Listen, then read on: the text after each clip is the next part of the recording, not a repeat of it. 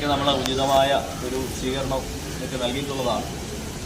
ആധ്യാത്മികമായിട്ടുള്ള ഉന്നതിക്ക് വേണ്ടിയിട്ട് ശ്രമിച്ചുകൊണ്ടിരിക്കുന്ന ഈ നാട്ടിലെ ഭക്തജനങ്ങൾക്ക് ഇന്നത്തെ ഈ ദിവസം വളരെ ആഹ്ലാദപരമായ അല്ലെങ്കിൽ സന്തോഷം പകരുന്നതാണ്. പവിത്രമായ ക്ഷേത്രഭൂമിയെ കുറേ കൂടി പവിത്രമാക്കിയിരിക്കുന്ന ഈ സാഹചര്യം എല്ലാവരും മനസ്സിൽ ഉൾപ്പെടുത്തുകൊണ്ട് ആധ്യാത്മികമായിട്ടുള്ള ഉന്നതിക്ക് വേണ്ടിയിട്ട് അവനവനും തന്നെ ഉദ്ധരേത് ആത്മനാത്മാനം എന്നാണ് പറയുന്നത്. അവനവൻ തന്നെ അവനവനെ ഉദ്ധരിച്ചെങ്കിൽ മാത്രമേ നമുക്ക് ആധ്യാത്മിക സാക്ഷാത്കാരം നേടാനായിട്ട് സാധിക്കുകയുള്ളൂ. ഭഗവത്ഗീതയ്ക്ക് ഭാരതത്തിലുടനീളം ഇത്രയും പ്രചാരം, ഭാരത് തന്നെയല്ല ലോകത്തുടനീളം ഇത്രയും പ്രചാരം നൽകാനായിട്ട് സാധിച്ചത് ഈ സന്യാസി ശ്രേഷ്ഠൻ്റെ ആദ്യകാലത്തൊക്കെ നിരീശ്വരവാദിയായിട്ട് നടന്ന അദ്ദേഹം ഈ വഴിക്ക് എത്തിച്ചേർന്ന അവസാനം ലോകം പൂജിക്കുന്ന ചിന്മയാനന്ദ സ്വാമിയായി ഉയർന്നു നിന്നത് നമുക്ക് എപ്പോഴും ആഹ്ലാദം തരുന്നതാണ്. നമ്മുടെ സംസ്കാരം നിലനിർത്താനായിട്ട് ഈ സംസ്കാരത്തിന് എപ്പോഴൊക്കെയാണോ ചുതി ഉണ്ടാവുന്നത് ആ സമയത്തൊക്കെ ഞാൻ അവതരിക്കും എന്ന് പറഞ്ഞിട്ടുള്ള ഭഗവാന്റെ ആ വാക്കുകൾ അന്വർത്ഥമാക്കിക്കൊണ്ട് കാലാകാലങ്ങളിൽ ഇതുപോലെ സന്യാസി ശ്രേഷ്ഠന്മാർ നമ്മളെ ഉദ്ധരിക്കാൻ വേണ്ടി നമ്മുടെ സംസ്കാരത്തിന് എവിടെയൊക്കെ ചുതി വന്നാലും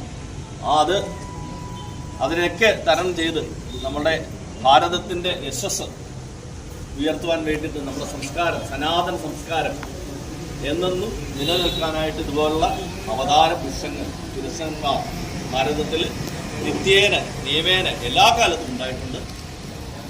ഈ അവസരത്തിൽ ഈ ക്ഷേത്രത്തിൽ ചേർന്ന് നമ്മളെ അനുഗ്രഹിക്കാൻ കാണിച്ച ഈ സന്മനസ്സുകൾക്ക് ചിന്മയ മിഷനിലെ എല്ലാ സന്യാസി ശ്രേഷ്ഠന്മാർക്കും ബ്രഹ്മചാരികൾക്കും അതുപോലെ ഇതിൻ്റെ പ്രവർത്തകർക്കും എല്ലാം തന്നെ ധാരാളം സേവന പ്രവർത്തനങ്ങൾ നടത്തുന്ന ഈ ചിന്മയ മിഷൻ ലോകത്തിന് മാതൃകയാണ്.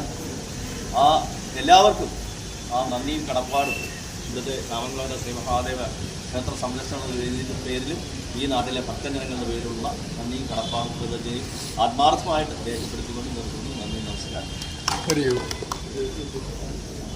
എല്ലാവർക്കും പരിപാടിയായിട്ട് അതേപോലെ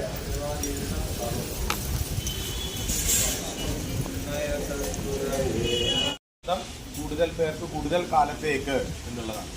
എന്താണ് കൂടുതൽ ആനന്ദം? അത് സത്യത്തിൽ ആ മോക്ഷാനന്ദമാണ്, ബ്രഹ്മാനന്ദമാണ്.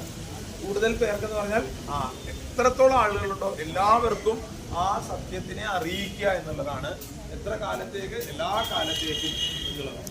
അപ്പം ഈ ഒരു വേദാന്തത്തിന്റെ അറിവിനെ കൂടുതൽ ആൾക്കാരിലേക്ക് എത്തിക്കുക എന്നുള്ളത് തന്നെയാണ് ഈ ഒരു യാത്രയുടെ ലക്ഷ്യം. ഇതിന് ഒരു ഉപകരണങ്ങളായി പ്രവർത്തിക്കുന്നത് ചിന്മയ മിഷന്റെ യുവജന സംഘടനയായിട്ടുള്ള ചിന്മയ യുവകേന്ദ്രയാണ്. യുവകേന്ദ്രത്തിന്റെ അംഗങ്ങളാണ് ഈ യാത്രയുടെ ഭാഗമായിട്ട് 295 ദിവസം യാത്ര ചെയ്യുന്നത്. അതായത് ഇതില് പഠിക്കുന്ന അതല്ലെങ്കിൽ ജോലി ചെയ്യുന്നതായിട്ടുള്ള കുട്ടികൾ ഒരു വർഷം അതിൻ്റെ അകത്ത് നിന്ന് ഒരു ബ്രേക്ക് എടുത്തതിന് ശേഷം ഈ യാത്രയുമായിട്ട് പൂജ്യ ഗുരുദേവന്റെ പാദുകവും വഹിച്ചുകൊണ്ട് ഭാരതം മുഴുവൻ, ഭാരതത്തിലെ എല്ലാ സംസ്ഥാനങ്ങളും മാത്രമല്ല, ഇതിന് ശേഷം ശ്രീലങ്കയിലും അതേപോലെ തന്നെ നേപ്പാളിലും ഈ യാത്ര പോകുന്നുണ്ടായിരിക്കും.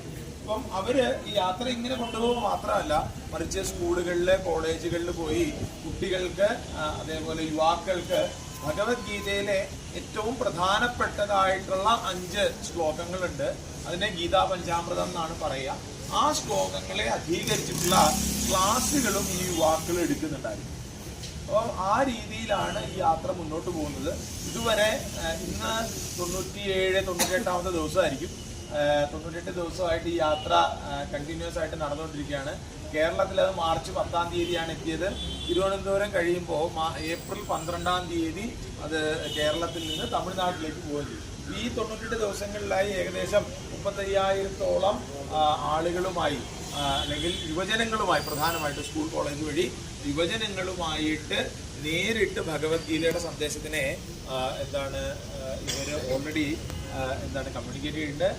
അവർക്ക് അതിനായിട്ടുള്ള ക്ലാസ്സുകൾ എടുത്തിട്ടുണ്ട്. അതല്ലാതെ ധാരാളം പൊതുപരിപാടികൾ ഇതുമായി ബന്ധപ്പെട്ട് നടക്കുന്നുണ്ട്.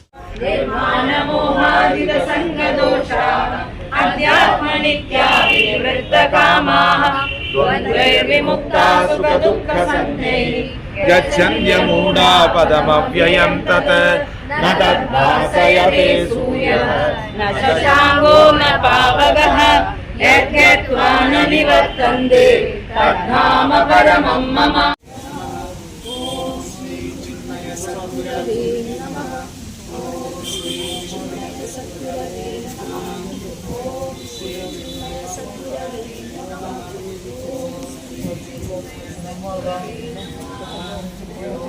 ഈശ്വരൻ ഇട്ടാലും ബാക്കിയുള്ള